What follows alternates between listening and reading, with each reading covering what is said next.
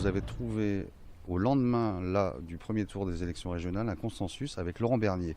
On sait que Laurent Bernier est contre le fait que que Harry Chalus ait décidé de mettre Marie-Luce Panchard deuxième sur sa liste. Mais est-ce que vous êtes en voie d'obtenir un consensus avec lui? Écoutez, le problème aujourd'hui, je ne vais pas rentrer dans la polémique que M. Bernier voulait ou pas voulait. Moi, je dis que nous allons au deuxième tour d'une élection. Une élection importante, un enjeu important pour la Guadeloupe. Il faut tenter et peut-être réussir de réunir l'ensemble des Guadeloupéens pour mener ce combat-là. M. Bernier fait partie de ces Guadeloupéens qu'il faut rencontrer, qu'il faut tenter d'avoir un soutien. Et pour cela, si vous voulez, le reste, si vous voulez, c'est M. Bernier qui a décidé. Je ne vais pas pouvoir commenter ses décisions, mais je dis que nous, en tant que président du comité de soutien, je ferai tout qu'on aille rencontrer. Tous ceux qui ne sont plus dans ce combat-là, je parle des leaders politiques, M. Bernier, Mme Kados, et tous ceux, si vous voulez, qui ne sont plus dans ce combat-là, pour leur dire, vous avez tous critiqué la méthode et le bilan de M. Victorin Luel.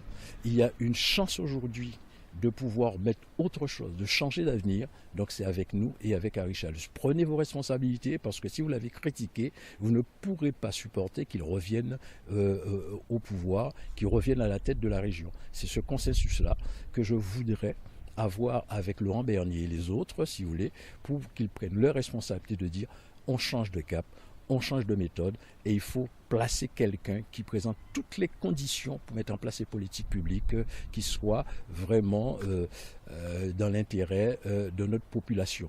Et c'est sûr, Harry Chalus l'a dit, il est président et il va travailler avec l'ensemble des collectivités, l'ensemble des communes avec une certaine équité. Donc il ne faut pas avoir peur. Mais il faut aussi prendre ses responsabilités. Et je le redis, lorsqu'on a dénoncé une méthode, un bilan, on ne peut pas ne pas prendre position et mettre celui qui a toutes les conditions pour changer les choses, pour mettre une autre politique, une autre gouvernance. Il faut qu'ils prennent leurs responsabilités pour pouvoir nous accompagner. Pour en parler plus longuement, nous recevons ce soir Laurent Bernier. Bonsoir. Bonsoir. Le premier tour de ces élections régionales a été globalement défavorable à la droite guadeloupéenne. J'en prends acte et nous saurons en analyser toute la portée politique. Le président de région sortant, Victorin Lurel, a résisté dans certaines communes, mais il apparaît considérablement affaibli électoralement par le désamour suscité autour de sa personnalité, de ses excès parfois, et surtout de son bilan à la tête de la collectivité régionale. Ce résultat, tout autant que le très fort taux d'abstention de près de 53%, démontre que les Guadeloupéens aspirent à une autre façon de faire la politique et qu'ils sont désormais officiellement et majoritairement demandeurs de ce changement. C'est désormais Harry Chalus qui l'incarne. L'histoire politique de la Guadeloupe et des scrutins régionaux nous enseigne qu'une tendance telle que celle qui s'est exprimée le 6 décembre va se confirmer le 13 décembre prochain. Aujourd'hui, comme hier, je demeure fidèle à mon engagement sans faille en faveur de l'émergence d'une véritable alternative à la gouvernance actuelle de la collectivité régionale. Élection régionale 2015, à vivre sur RCI.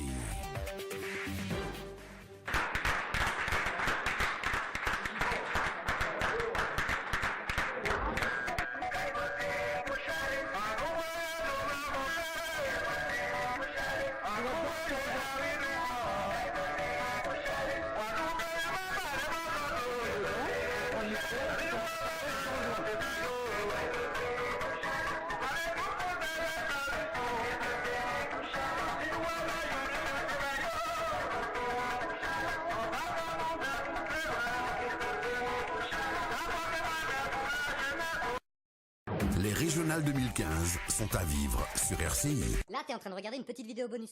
Info ou intox, c'est par communiqué interposé d'appel au calme que les deux candidats du deuxième tour s'invectivent ou s'attaquent violemment. Harry Chalus lançait ainsi son appel à plus de sérénité dans la campagne de l'entre-deux tours, mercredi soir sur RCI. Les régionales 2015 sont à vivre sur RCI. Et c'est avec Warren Chingan. Bonsoir Warren. Bonsoir Rudy. Harry Chalus, bonsoir et merci d'avoir répondu à cette invitation de cette spéciale régionale du second tour. Bonsoir à vous, bonsoir aux Guadeloupéens. La campagne d'entre-deux tours, Harry Chalus, s'annonçait âpre. Il semble que cela se vérifie selon certains observateurs. Vous-même, vous avez envoyé aux rédactions de Guadeloupe un communiqué de presse, menaces, dégradation de biens publics et privés.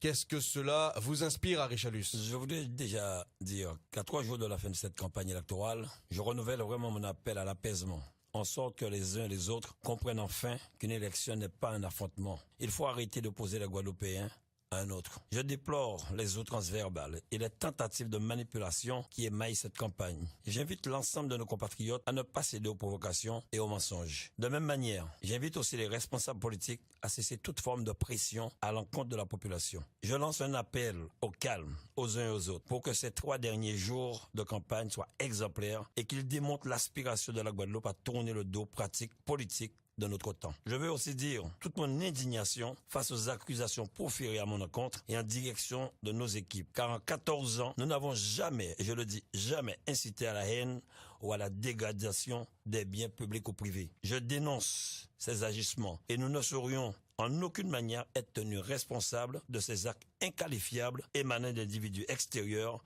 et que nous réprouvons fermement. Je demande solennellement à tout un chacun de prendre ses responsabilités afin que cette campagne du second tour puisse se dérouler dans les meilleures conditions. Et je tiens à dire en plus que j'ai même appelé le sous-préfet pour lui dire certaines choses qui se passent depuis ce matin. Alors quand j'entends, je lis que des maires envoient des SMS pour dire qu'on a arrêté des jeunes dans mon local. Ce matin, j'ai passé la journée dans mon local.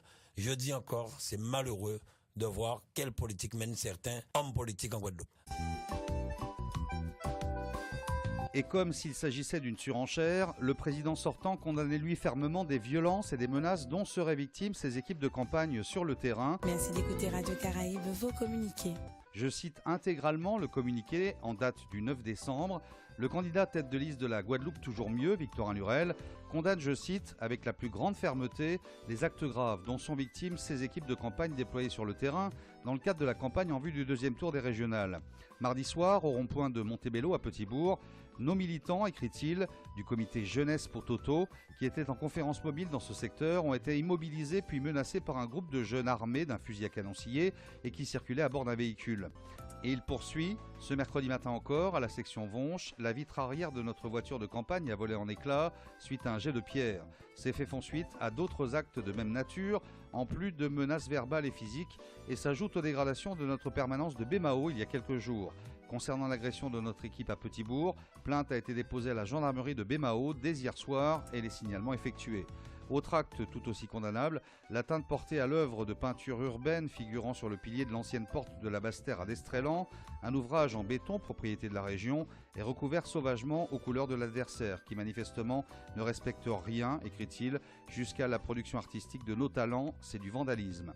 Et Victorin Lurel conclut en faisant le constat d'une campagne qui se radicalise à la fois sur le terrain, sur les réseaux sociaux et maintenant sur le mobilier public régional. Et il invite tout un chacun à garder son calme pour éviter que des drames ne viennent plonger la Guadeloupe dans la peine à l'occasion de ce scrutin régional. Fin de citation. Merci d'écouter Radio Caraïbes. La fin de vos communiqués. Quant aux joutes verbales, se matérialisant par un débat, Harry Chalus l'a refusé et s'en explique. Prenez-le comme vous voulez, mais mon débat, c'est que la population que je le fais, comme je viens de le faire aujourd'hui à Morne-à-l'Eau, à Pointe-à-Pitre, et que je continue ce soir à Sainte-Anne et au Moule. Les régionales 2015 sont à vivre sur RCI. C'est ainsi que prend fin ce présent documentaire exceptionnel sur l'entre-deux tours des élections régionales en Guadeloupe. RCI, c'est toute l'info. Merci de votre fidélité. 6h. Olivia Losbar, le tout info sur RCI. Bonjour à tous. La fin du conflit au centre courrier de Pointe-à-Pitre.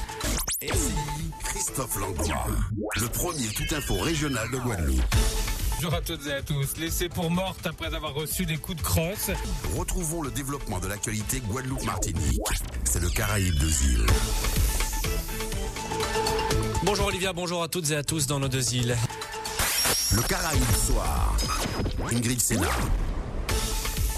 bonsoir à tous. Sans langue de bois, avec Eddy Planté. Bonjour. Bonjour Monsieur Planté, bonjour auditeurs d'RCI. Les titres du journal de 13h de Radio Caraïbe International, samedi 12 décembre 2015. Merci d'écouter Radio Caraïbe. Il est 13h, le Caraïbe 13h, justement présenté par Richard Garnier. Bonsoir Richard. Bonsoir Sarah, bonsoir à toutes et à tous. Un coup de feu tiré hier soir à Petit-Bourg faisant un blessé grave mais n'ayant rien à voir avec la campagne du deuxième tour des élections régionales. Comme nous vous le disions dès ce matin sur RCI, c'est un hasard si cette tentative d'homicide a été perpétrée à quelques dizaines de mètres seulement et au même moment de l'endroit où se tenait un meeting politique. Même si dans ce cas précis c'est une coïncidence, la campagne de l'entre-deux tours des élections régionales s'est tenue dans un contexte d'agitation inhabituel pour une élection régionale. Ce climat très tendu aura-t-il une conséquence sur la mobilisation de l'électorat demain? Votre rubrique du samedi, le Sénat. RCI, c'est toute l'info. Merci de votre fidélité.